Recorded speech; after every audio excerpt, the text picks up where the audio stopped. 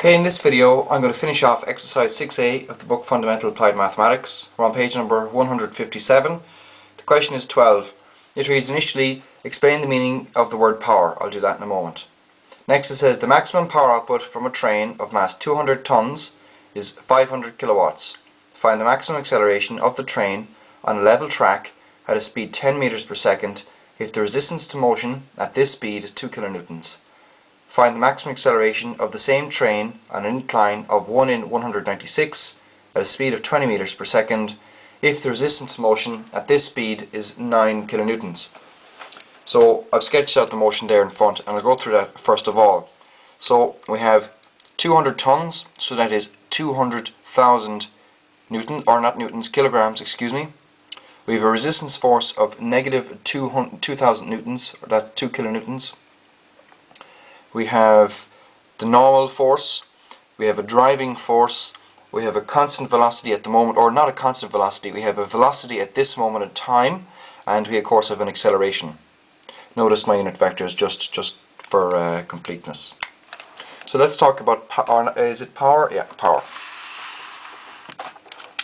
So, power. So, look, I'm not going to use really a rigorous definition. I'm just going to say that power extends the concept of time to the concept of work, whereby power is equal, or power average is equal to the work done over the time. Alright, if you want another definition, go ahead and find it, but that's a reasonable definition. Another definition of power is equal to force times velocity. Alright? And they're equivalent. So that's really what power does. It extends the concept of time into to the concept of work. Remember, work done is equal to either the change in kinetic energy, or work done is equal to force times displacement. So yeah, look, I did quite an extensive description of work, so you can look at that if you like, and power as well. So there are other videos on my playlist for this chapter. So here we have the scenario set up there. Now you might say to yourself, well, why are we given the velocity? And the reason is, we're given the velocity at that particular time, so as a result we're going to be able to get the force, because we know that power is equal to force times velocity. We know the velocity, that's 10 meters per second. We don't know the overall net force.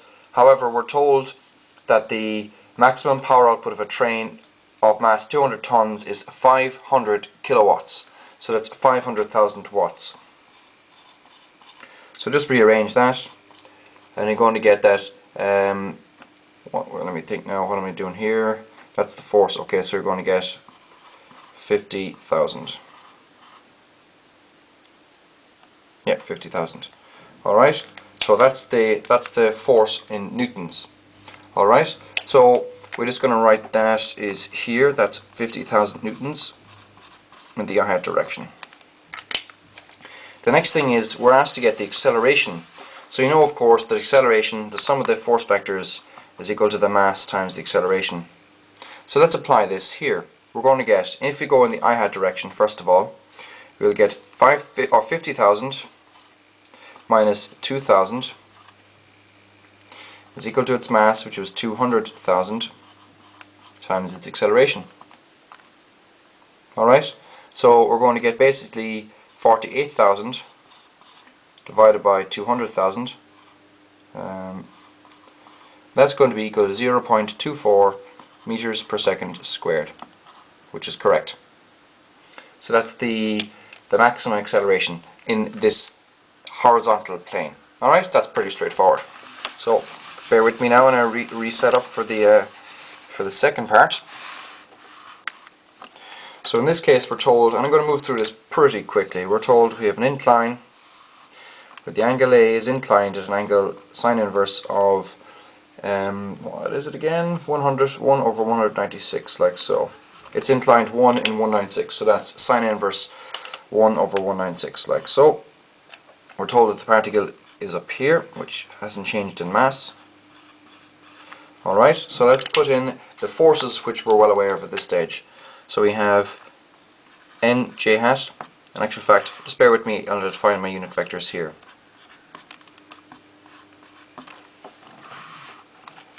So we have our weight vector. Alright, we have a resistance to motion. What's the resistance? The resistance to motion is 9 kilonewtons. So this is negative 9,000 I hat. It once again has a driving force, d I hat. What else do we have? No, I don't think we have anything else. So let's go straight into resolving this vector, or this weight vector, excuse me. So we're going to get the two vectors, which when added together will create the vector w. They're parallel to the unit vectors. They are moving in these directions in order to add together to create the vector w. And here is the angle A.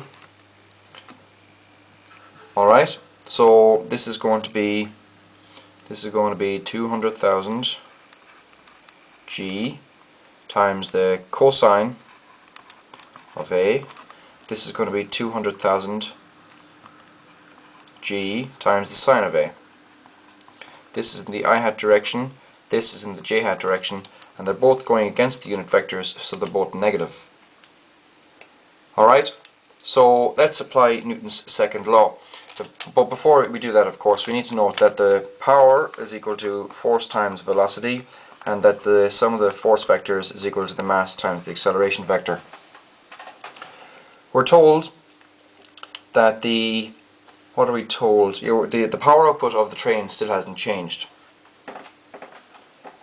So, but we're told something else. So we told something else here. Oh yeah, we're told that it's moving at a speed of 20 meters per second, which I need to add in here. So it's 20 meters per second in the I hat direction. So the power output hasn't changed.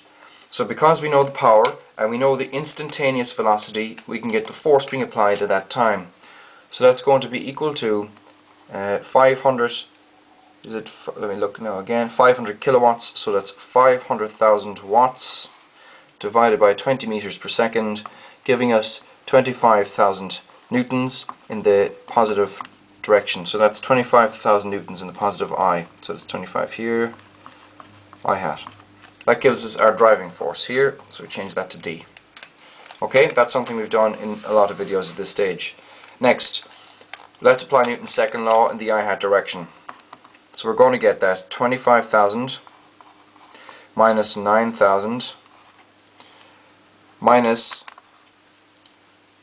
200,000 G times the sine of A, which I let you do yourself, and that works out to be 10,000. Gives an answer of the mass, which is 200,000, times the acceleration. Alright, so just work away with that. A is equal to 6 over 200, and that's equal to 0.03 meters per second squared.